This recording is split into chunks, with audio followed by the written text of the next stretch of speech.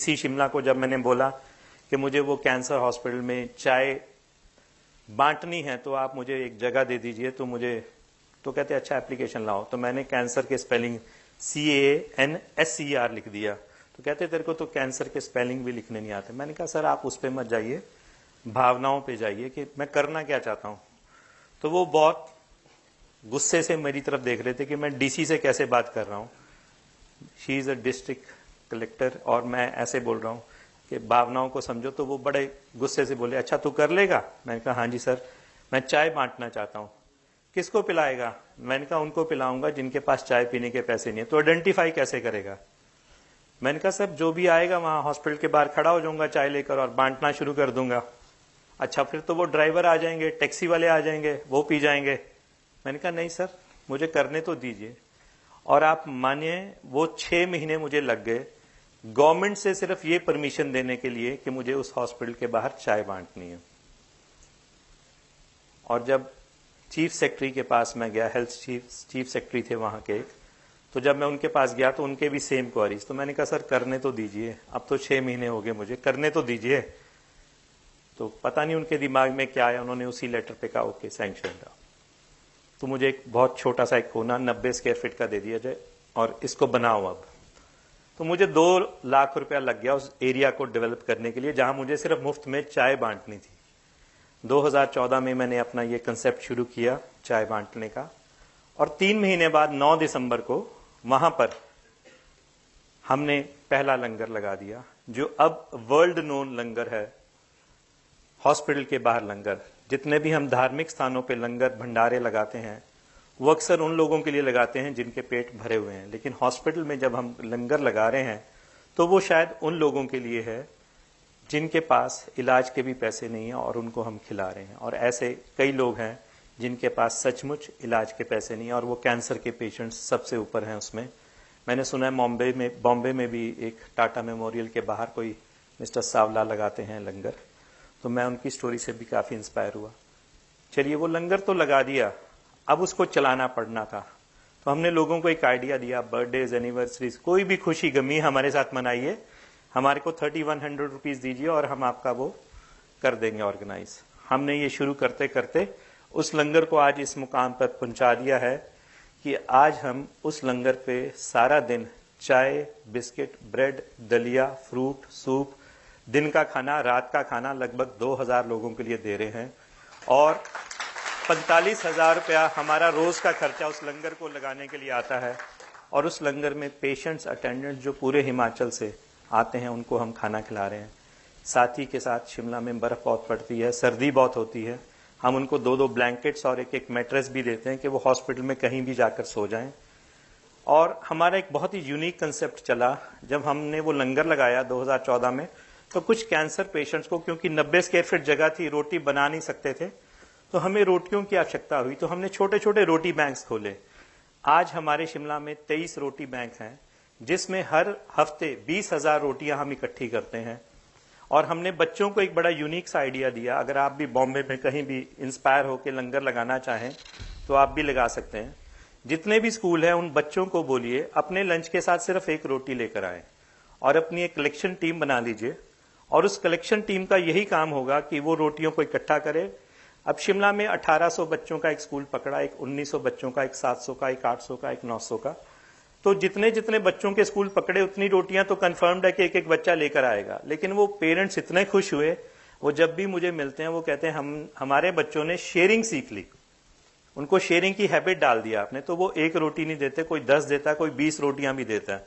और शिमला में अब रोज मेरी वो एक वैन घूमती है जो रोटियां इकट्ठी करती हैं बच्चों से, लोकेलिटी से, जजेस से और ऑफिसेज से। हमने अपने 23 रोटी बैंक शिमला में चला दिए और अब हमारे पास सारा दिन लगभग 5-6 हजार रोटियां शाम तक पहुंच जाती हैं और हम उस लंगर को चला रहे हैं। और इससे एक बात सीखने को और मिली, कोई भी दुनिया का काम मुश्किल नहीं है अगर आप ठान लो तो। मैं अक्सर कहता हूं ठान लो तो हार लई, मान लो तो हार है।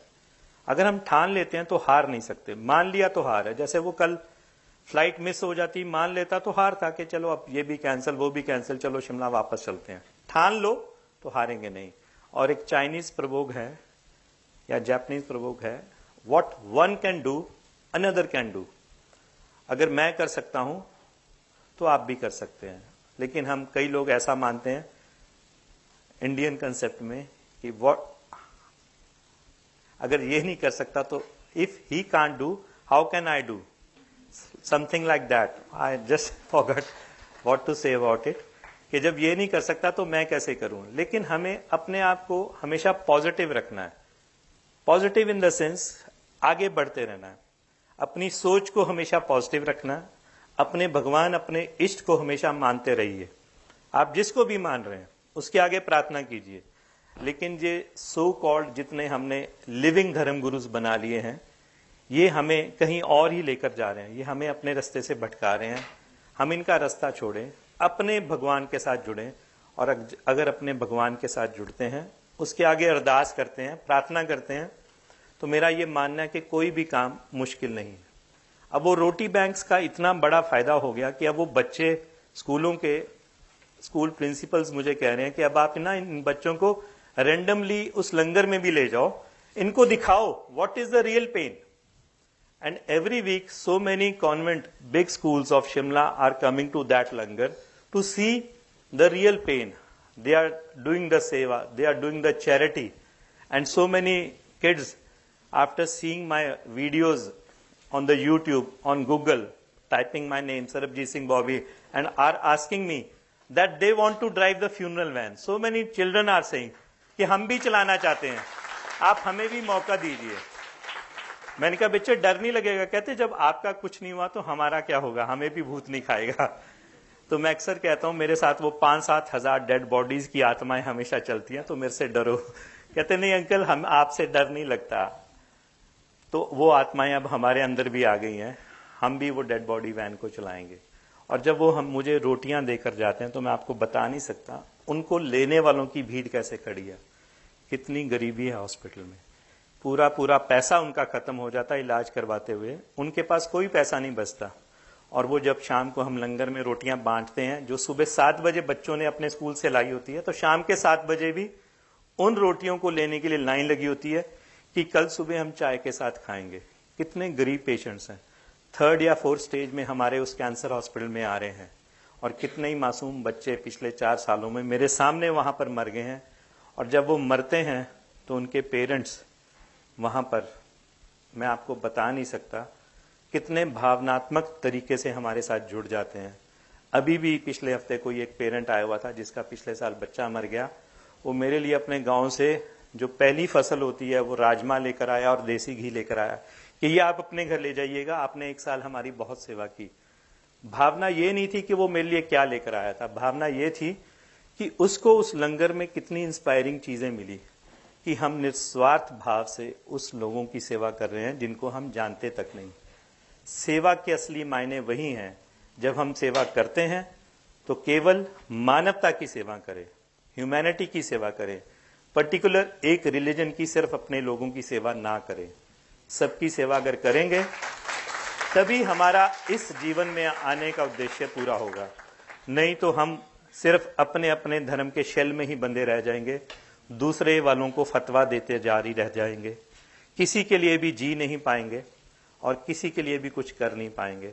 अगर मानवता की सच्ची सेवा करनी है तो ह्यूमैनिटी की सेवा सबसे बड़ी सेवा है। Humanity is the biggest religion, serve it if you can.